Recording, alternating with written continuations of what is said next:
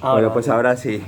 Bueno, muy buenas tardes. Estamos con Fernando Parra Noguera, El Antropoide, en ANAC, un libro de los que guardo en la memoria como de las mejores lecturas de mis últimos años. Decía Virginia Woolf que una reseña literaria es una autoinvitación que se da un crítico, un reseñista, para dialogar con un autor, ¿no? Y yo creo que esa es la manera en que me acerqué, me aproximé a un autor que no conocía, del que sabía que su primera novela, Persianas, había quedado finalista en el Premio Azorín 2019, que es escritor, crítico literario, profesor de lengua y literatura, pero no lo conocía personalmente y lo conocí a través de este libro, ¿no? del Antropoide.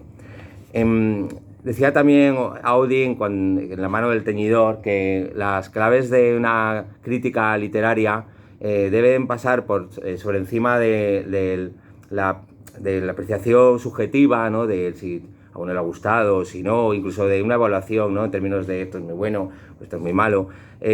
Más antes que nada en la propuesta de claves de comprensión de la lectura, que al final convierten al crítico en un eslabón de la cadena de contagios de una novela, ¿no? Por lo que luego supe, la novela Antropoide cuando había gustado mucho. Yo creo que había gustado a muchos, pero a muchos de estos encontraron tiempo para escribir sobre ella, se interesaron por el autor y hoy en día en la red se puede encontrar multitud de críticas, de comentarios, de propuestas de clave de lectura de esta novela. Yo voy a insinuar 4 y a partir de cada una de ellas le preguntaría a Fernando, que es el protagonista, a propósito de estas. La primera clave de esta novela yo creo que la da el propio autor en el primer capítulo. Está dividido en 40 capítulos, si no me falla la memoria. No me acuerdo ya. Bueno, lo bueno de tener el ejemplar aquí. Sí, 40, sí, más un apócrifo ya en romano y suerte de epílogo, último paso, llamado justamente así, un paso. Pero el primer capítulo lleva por título Ni coribantes frigios ni hostias. Y yo creo que esa es una de las primeras claves no solo del estilo, sino del trasfondo de esta novela, que juega constantemente entre el registro de la alta cultura y de la literatura y de la literariedad, ¿no? Por decirlo con Jakobson y todos esos teóricos de formalistas, y la vida real, ¿no? En este caso, que entendí que la primera clave para acercarnos al Antropoide y disfrutarla mejor era que el narrador omnisciente y el escritor estaban resolviendo una contradicción que al final de nuestra vida suele antojarse o devenir irresoluble, ¿no? Una tensión entre dos impulsos. El impulso, digamos, hacia lo alto, la creación de la belleza, un impulso erótico generador de arte, y otro impulso que también tiene que ver con Eros, pero que lo lleva a la experiencia más terrenal, ¿no? Entonces ese título y la descripción del personaje, una descripción de un castellano no barroco, simplemente un castellano rico, un castellano muy sugerente, lleno de imágenes, con mucha precisión en la elección de los verbos, y me recordaba el estilo de los 3 grandes diálogos de Platón, ¿no? De Fedro, de Fedón, de Banquete. Entonces empecé a entender, y ahí hay una primera pregunta, Fernando, que esta novela, que trata de un personaje, Eduardo, con una fuerte obsesión sexual, pero también una fuerte obsesión por el estilo, que trabaja como corrector de estilo en un periódico de provincias, era también en una suerte de tensión, ¿no? entre dos celos. El celo del impulso del Eros, digamos, más creativo, ven un Eros platónico y una Afrodita mundana, que es, al fin y al cabo es el mismo. No sé si esa primera clave de que aquí hay una tensión y un juego que justamente acaba siendo muy estimulante, muy fructífero, era una de tus primeros puntos de partida cuando empezaste con el Antropoide. Bueno, antes de nada, gracias a los asistentes y también a ti, Jesús, por aceptar presentar la novela. No os perdáis además el nuevo libro de Jesús, también publicado con Candaya, tengo ganas de hincarle el diente ya pronto y ya te diré. Amable, Fernando. Y tampoco esperáis la reseña que hizo Jesús. Fue, recuerdo, en Revista de Letras, ¿no? Me parece, sí. Que es fabulosa y muy completa. Bueno, en relación a lo que preguntas, efectivamente que hay una tensión, ¿no? entre esas dos dimensiones a las que has aludido, y es muy acertado de tu parte hablar del título del primer capítulo, ¿no? Donde ya es una declaración de intenciones, ¿no? Y aparece los corybantes frigios, ¿no? Que sería la alusión culta, ¿no? Sí. Y luego el exabrupto, ¿no? Las hostias, ¿no? Efectivamente, yo creo que es una novela sobre la identidad, sobre la búsqueda también de la identidad. Y en esa identidad hay un pulso entre esa vocación de altura que todos tenemos, ¿no? Que nos han inoculado, ¿no? Somos seres trascendentes que tenemos vocación de eso, de altura, ¿no? Y luego también pues somos esa otra parte, la otra parte más animal, más carnal. Y Eduardo no es que se debata entre ambas, es que aspira justamente a esa naturaleza trascendente, ¿no? A la que él añora, ¿no? Se siente desterrado, ¿no? De alguna manera, ¿no? Y lo que pasa es que la carne se acaba enseñoreando de él y acaba por constatar, Eduardo, que quizá esa aspiración trascendente que nos han vendido a lo mejor es una pura falacia, ¿no? Y que al final pues somos una aquelarre de células y de fluidos y de fisiología, ¿no?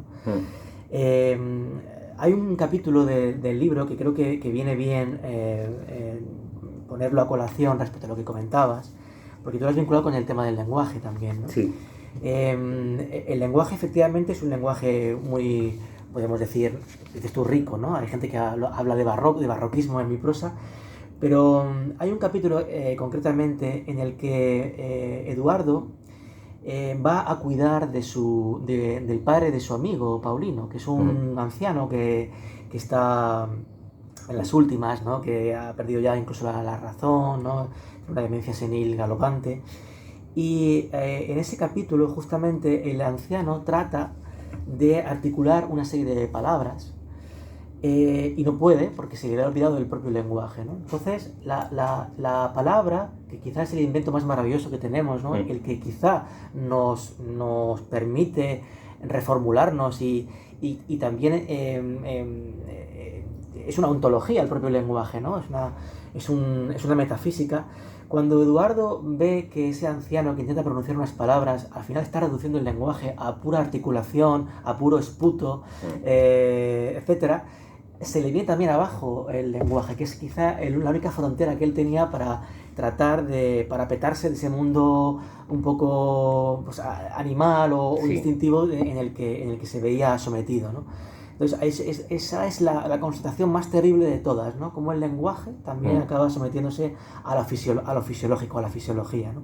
Y cómo acaba imponiéndose esa parte, ¿no? O sea, que sí que esa pulsión, por supuesto, está, pero la pulsión de la carne y del instinto, de la naturaleza, creo que al final acaba enseñoreándose del personaje mucho más que la aspiración metafísica que él tiene, ¿no? Sí, es cierto que esa tensión, porque la novela tiene distintos motores, ¿no? Es difícil de reducir a una historia y la parte narrativa yo creo que domina en la novela, quizás pues, sobre es expresiva, pero las descripciones son riquísimas y en todo caso no se resuelve a modo de síntesis, ¿no? Entre una tesis y una antítesis. Has mencionado a Paulino, que es otro de los escritores de la novela y de la escritura de Fernando Parras, son los personajes, ¿no? Y los personajes secundarios. En este caso, Paulino, te lo habrán comentado ya, es un personaje estupendo que al fin y al cabo es un gran apoyo del relato y permite el desarrollo de la personalidad de Eduardo en una faceta que no conocemos, ¿no?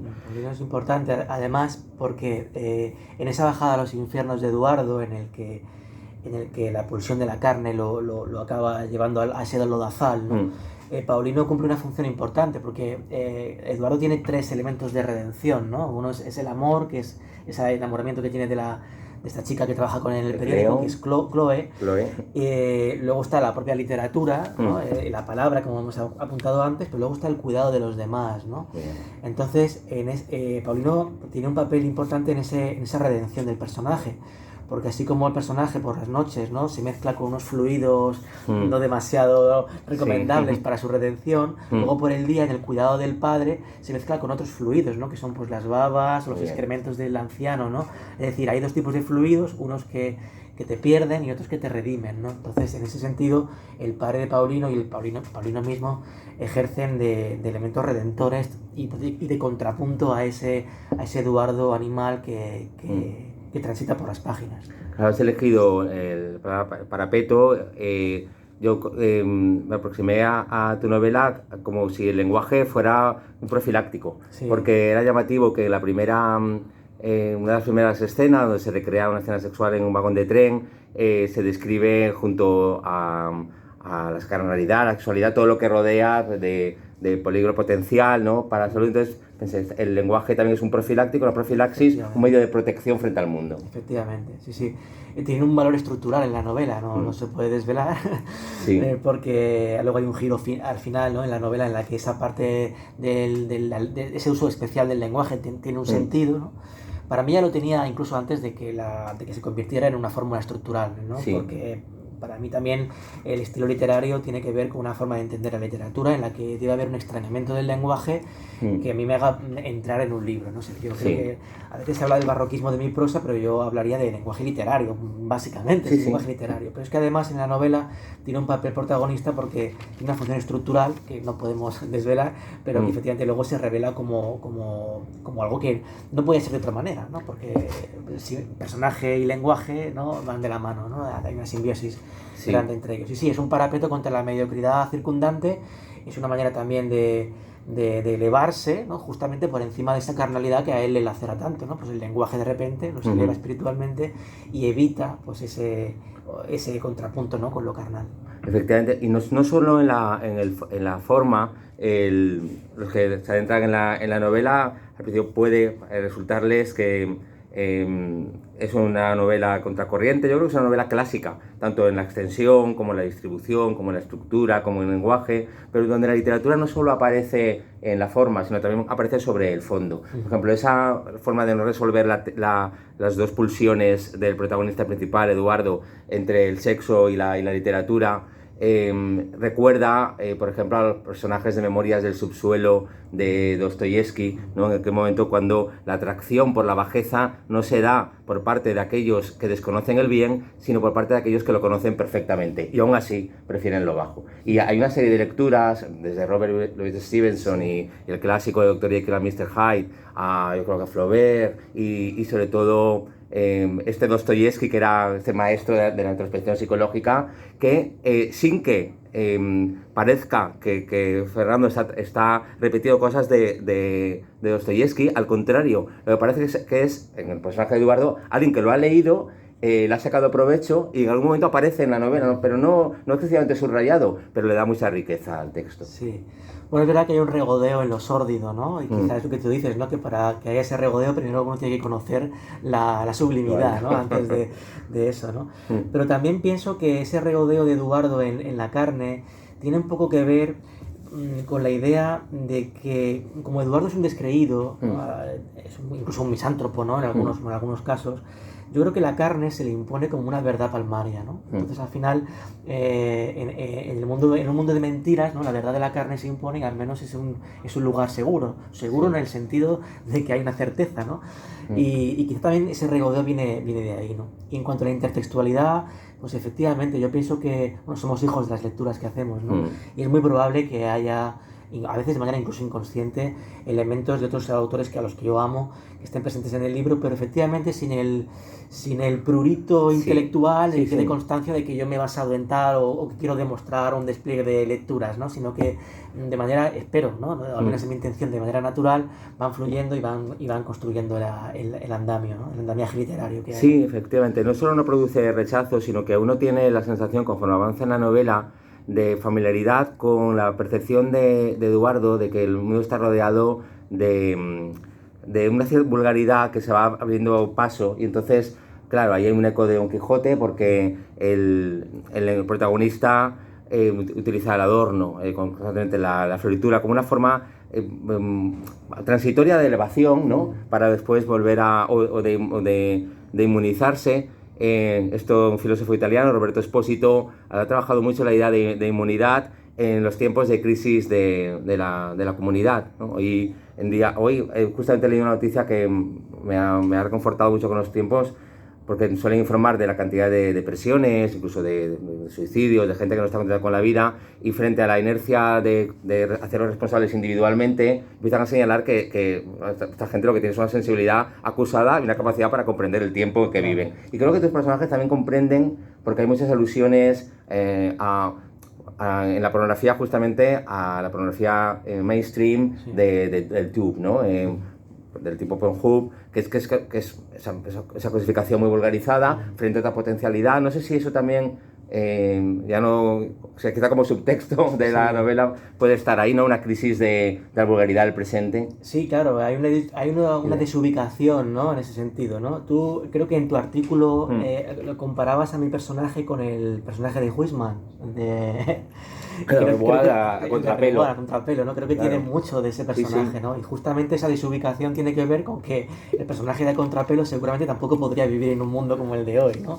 Sí. En el que efectivamente lo vulgar se ha cosificado hasta tal punto que llega a desubicarte, ¿no? Sí, ese capítulo al que aludes de la página pornográfica, en la que yo hago una especie de relación casi alfabética, ¿no? De los tags, ¿no? De los temas, ¿no? De las páginas pornográficas. A mí me sirvió, yo dudé mucho de si colocarlo o no, porque es una lista bastante larga, ¿no? Sí. Pero es verdad que cuando uno acaba de leer todo ese inventario de la obscenidad, ¿no? Uno hace, wow, ¿no? Y todo esto se vende en internet, ¿no? Y todo esto es lo que hay, ¿no? Es una especie de recopilación de las filias, ¿no? Que existen en la sociedad, ¿no? Sobre todo las visitas, ¿no? A esas páginas. Entonces sí, efectivamente hay una preocupación también, ¿no? Por esa cosificación del sexo. Y yo lo planteo muchas veces también en las presentaciones de cara, como profesor que soy, de cara a un tema casi pedagógico, ¿no? Es decir, la pornografía es el lugar en el que muchos de los jóvenes encuentran sus primeras experiencias sexuales, ¿no? Y a veces es complicado o por lo menos es muy llamativo comprobar cómo cuando uno visita, por ejemplo, una página pornográfica en la que se habla de violaciones, ¿no? Hay una cantidad de visitas impresionante, ¿no? Tanta gente disfruta viendo, aunque sea una violación ficticia, fantasiosa, ¿no? Tanta gente disfruta atendiendo, visionando una violación, ¿no? Sí. Entonces, también eso me hizo pensar no solo en el primer contacto con el sexo que tienen los alumnos, en la gente joven, sino también con la hipocresía social, ¿no? Porque eso está ahí, se guarda, es como lo que decía Umbral, ¿no? En el prólogo del libro, ¿no? Que la mano que escribe el soneto es la misma que se afana en una masturbación, pero siempre al final acabamos mostrando la mano del soneto, ¿no? Y no de la masturbación, pero también está ahí, ¿Verdad? ¿no? Entonces sí, es un poco todo eso, ¿no? Todo lo que has apuntado, ¿no? Un poco de desubicación, un poco también de perplejidad ante esa cosificación del sexo. Y también una crítica a la hipocresía, ¿no? Y una cierta postura moral que no cae en la moralina, o sea, en esto que... Sí, lo he intentado por lo menos. No cae. En el párrafo que nos referíamos antes, escribí que Fernando Parra tampoco ha querido seguir el desagradable sendero, en mi opinión, de Georges Bataille, en una época en la que Francia, en mi juicio, no excesivamente permisiva, sino más bien irreflexiva, ¿no? Sobre algunas conductas sexuales, por ejemplo, las pedofilias, mastef, etc. Bueno, ni recrearse en la sordidez moral de los perturbadores exploradores del abismo, en ese cuento, por otra parte, estupendo de Patricio Prong, ¿no? Y me gustó mucho detectar que tampoco caía, por ejemplo, en el personaje de la película Steve McQueen, de Shame, el protagonizado por Michael Fassbender, ¿no? De patologizar en exceso, y entonces había ahí, dije, sino que se mueve de forma muy brillante y singular entre el naturalismo desmitificador de los paseos por el lado oscuro y los viajes en la imaginación de desinterés del personaje de Joris Carl Huisman en A Contrapelo, ¿no? Y haber sido capaz de engrasar con esa lucidez de idea y una prosa extemporánea por algunas de las tendencias de la literatura, pero no en un sentido más general, pues esa bisagra clásica que une el eros carnal y la apariencia del eros ideal, ¿no? Esa engendrar la belleza en esa belleza eterna, a mí me pareció que es el gran mérito del antropoide, pero no en el sentido, decíamos antes, de la pornografía, de que efectivamente es así, ¿no? De que más de un tercio, leí el otro día, incluían pues violencia, bofetadas, con el beneplácito aparente de la protagonista femenina, con lo cual también es una forma de estropear el potencial imaginativo de los relatos eróticos, etcétera. Pero tú, sin caer en los subrayados, sí que uno tiene la sensación al leer el Antropoide de que hay una complejidad moral de la que salimos más enriquecidos. Sí, yo creo que genera un cierto debate, ¿no? También, ¿no? Y sobre todo, bueno, sí que hay alguien, algún amigo de cuyo criterio me fío, porque los amigos de verdad son sinceros, sí que me dijo que en algún momento habría podido caer en la pontificación, justamente en la página esa de los anuncios de la relación de tags pornográficos, ¿no?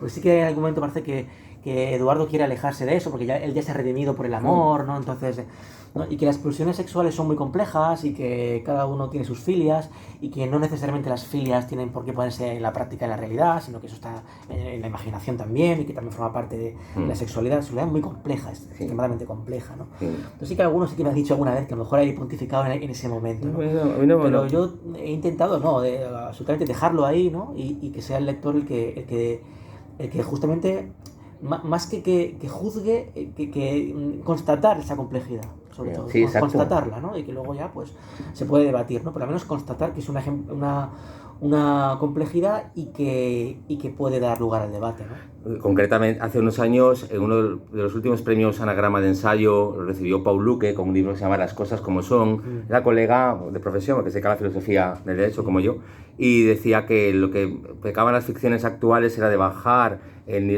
hacían ficciones muy sencillas frente al mundo complejo, en lugar de ficciones complejas que den nuevas herramientas a los lectores para comprender el presente y, si es posible, hacer una reflexión crítica sobre él. O sea que hacer una moral ya digerida por el autor y expulsarla, que solo tengas que corroborarla, eso no es la moral de la novela. La moral de la novela es otra cosa, es presentar sensaciones complejas. Yo creo que eso, tú con tu juego de personajes, todos los periódicos, con momentos estupendos de transición de personajes, que eso bebe mucho de lo mejor de la cinematografía americana, que es capaz de presentar algún personaje en apenas dos rasgos o por la relación con otros personajes. Luego que leeréis, si es para acabar un parrafito donde eso se nota.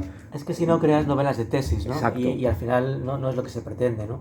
Y es verdad que Eduardo es un personaje con muchas aristas y, de hecho, bueno, muchos lectores dicen, es que yo no sé si odiar a Eduardo o compadecerme de él, ¿no? Pues justamente porque he intentado que todas las dimensiones humanas del personaje estuvieran presentes, ¿no? Y esa complejidad justamente es la que yo creo que hace el personaje rico y interesante.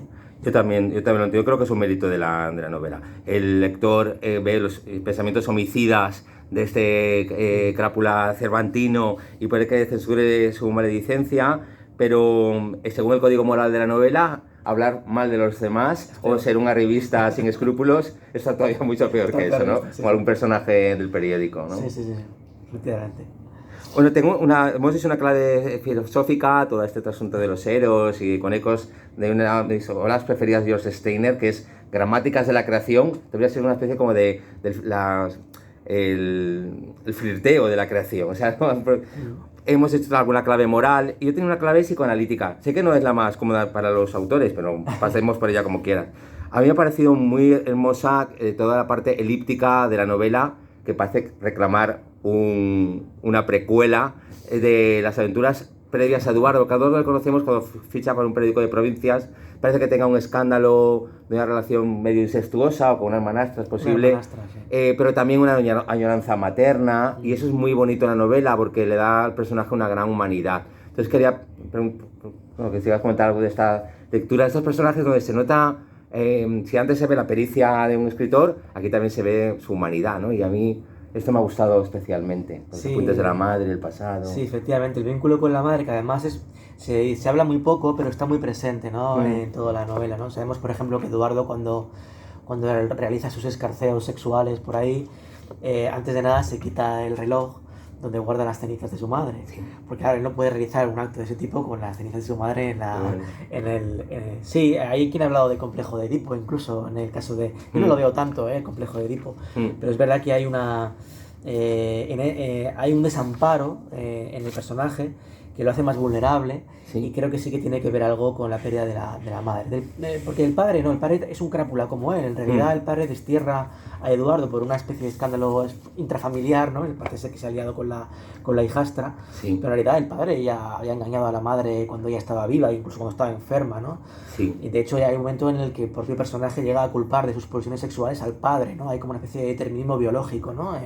O al menos él echa balones fuera pensando que es algo relacionado con la herencia de su padre, ¿no? Sí. Pero con la madre no, con la madre hay una especie como de desamparo, y pienso que esa vulnerabilidad es lo que le da la humanidad a la que tú hablabas al personaje. Sí, yo creo que lo hay. Igual que, por ejemplo, yo que sé, esa humanidad de Eduardo, que a veces incluso aparece en momentos en los que uno no se lo espera. Aparece en el capítulo de Guadalupe Hincapié, por ejemplo. Otro gran secundario. Otro secundario que me parece también interesante, sí, ¿no? Sí. Eduardo llega de una noche de esas de perdición, y se despierta en la playa y descubre una chica, ¿no? Casi de manera casi onírica, ¿no? Así, recogiendo conchas marinas. Sí. Y el lector puede llegar a pensar que es una víctima más que va a intentar, y de hecho lo intenta, Eduardo lo intenta, pero llega un momento en el que la chica casi aplaca esa... Sí. ¿Por qué? Porque también hay esa parte, digamos, de fragilidad que él descubre en la chica, que al final él también le acaba sacando la suya propia, ¿no? Sí. Ella también es una desamparada, ¿no? Es una vagabunda, ¿no? Entonces sí, hay momentos en los que hay una gran humanización del personaje, y que era interesante justamente para crear esa complejidad, ¿no? En su personalidad. Sí, es verdad que en ese capítulo, que es el más onírico, que tiene un eco de Fellini, y a mí me parece que es una extraordinaria síntesis de lo que pretendes o lo que yo pienso que podrías también pretender con el juego de las excisiones, ¿no? Del doppelganger, que al final no acaba de resolverse de fórmula sencilla. Es porque no somos una cosa o la otra, ni tampoco alternativamente una cosa o la otra, sino todo a la vez y al mismo tiempo, ¿no? Entonces, esa duplicidad, que es la atracción por lo bajo y por lo alto, al final acabas integrando en una novela que, no sé si te lo han comentado, pero el patrón de lectura se acelera conforme va, ¿verdad? Es un ritmo, se va creciendo, es un ritmo muy, muy interesante para acabar. Sí, yo creo que efectivamente, como novela de la identidad que es, yo creo que la gran tragedia del libro, o del personaje, mejor dicho, es no haber sabido integrar ambas naturalezas, ¿no? O algunos lectores me dicen, pero ¿por qué se siente culpable Eduardo por practicar sexo de manera desaforada, ¿no? Si él no hace daño a nadie, solo se hace daño a sí mismo, ¿no? Pues porque él no ha sido incapaz, ¿no?, de integrar esa parte animal o natural en esa parte también de aspiración trascendente, ¿no? Y creo que ese es su problema, ¿no? No se puede ser exquisito siempre, ¿no? ¿Quién lo decía otro día en la presentación de Murcia? Rubén Bleda, ¿no? Hablaba de Baudelaire, ¿no? No se puede ser exquisito continuamente, ¿no? En algún momento hay que bajar al fango, ¿no? Sí. Yo creo que es la gran tragedia del personaje, no saber integrar su parte animal en esa otra parte más trascendente. Entonces, sí.